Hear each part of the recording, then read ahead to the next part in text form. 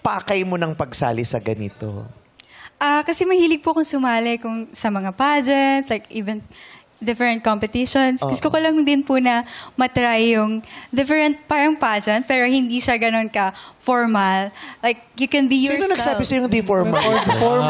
Alam mo, yan ang iniisip ko nung nire-review ko itong mga past episodes. Sabi ko, ba't itong mga kandidatong to parang hindi siniseryoso yung sexy babe? Parang niloloko tayo. Yung parang yung okay lang sa kanilang mali-mali sila, hindi nila alam yung ginagawa nila, hindi nila alam yung sagot nila, hindi alam yung... Parang hindi nila siniseryoso yung sexy babe. Pero formal Hindi to. po, like you can be yourself. Kasi di ba po sa pageant, may mga limitations ng mga galaw, ng mga pose. But here po, di ba, you can be yourself talking to the host. Na kung sino ka talaga. Tignan mo, hindi ka kasi kailangan natutulog, paantok ka na ngayon habang kinakausap mo. Sorry na po. Yung lumalaban na lang yung pilik mata niya. Yung... Kagising na po. Di ba po? Kaya itong aga Humingi na sa klolo eh. Di ba po? Oo, magkasama kami sa party. Sabi ko, si Kim Chu. Sabi nung kapatid, umuwi na po. Bakit? May showtime pa daw po siya. Ito pa ako. Tsaka lapit ang bahay niya. Si Paolo may showtime. Di ba umuwi? Ay, bakit naman?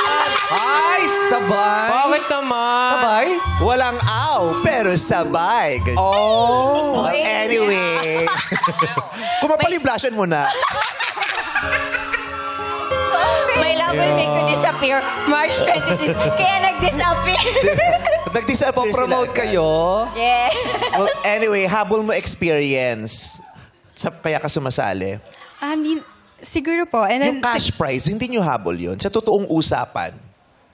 Kasi di ba ako yung gusto ko experience, gusto ko exposure. Yung cash prize ba hindi nyo habol? ako po, to be honest, habol din po. Yun. Kasi as a breadwinner, That's okay, yun that's eh. fine, ha? Yes. as a breadwinner din, syempre, di ba, gagawin mo po lahat ng mga pwedeng salihan. Pero syempre, dapat meron ka ding, kailangan may kikitain ka din, di ba? Yes, tama na. Hindi lang puro work, pero yung mga sinasalihan mo ng ibang activities, kailangan meron ka ding kikitain. Oo, kasi kaysa mamalugi ka pa, di ba? Yes, Lalo na kung nakailang sali ka naman, may or- experience ka na. Kasi pinsan pag naririnig ko yan, yung gusto ko na experience, yung tinatanong ko yung prod, binigay niyo ba yung cash prize? Opo, hindi niyo naman kailangan, ba't binigay niyo? Kasi sabi, wala naman Oo, Diyos ko, mga ganun dapat hindi na natin binibigay para, Diyos ko, maiipon natin pang swimming pa natin sa Cavite yan sa staff. Pang Sa Cavite, sa Naik Cavite. Magsiswimming kami ng staff. Sama po ako. Breadwinner ka. How are you?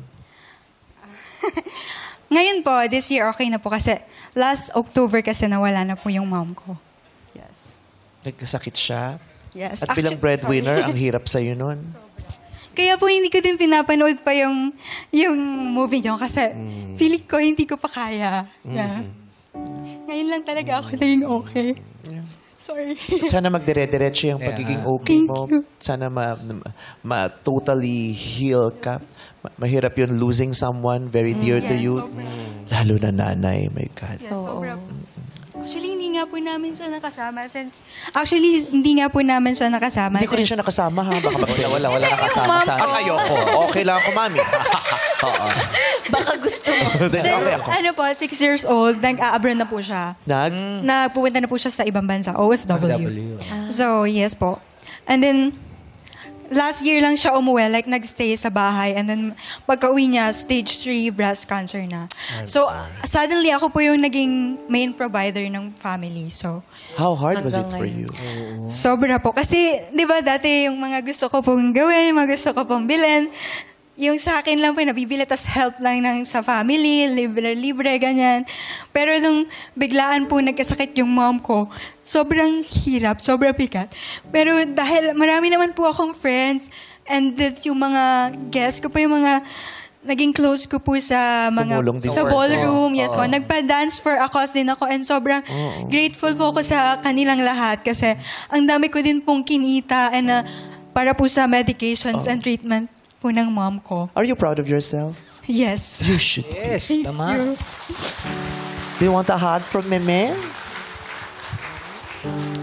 Yung kwento ng mommy niya, parang yung kwento ni Bambi. Oo. Na umuwi sa bahay. Pag ready ka na panoorin mo yung Sakit. pelikula, ang ganda.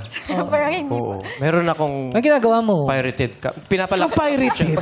Sorry. Ba't nagbebe ng OPM chick. Katas na namimirata ka ng Sabi pelikula. mo, ang ganda, tapos may Lala. pirated ka. Ang ganda ni. Wala pala. Wala akong pirated.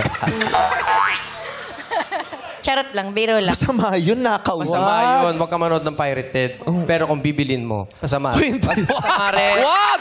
Ba't inaalam mo ba siya? Masama rin. Masama. Asan na yung kopya mo?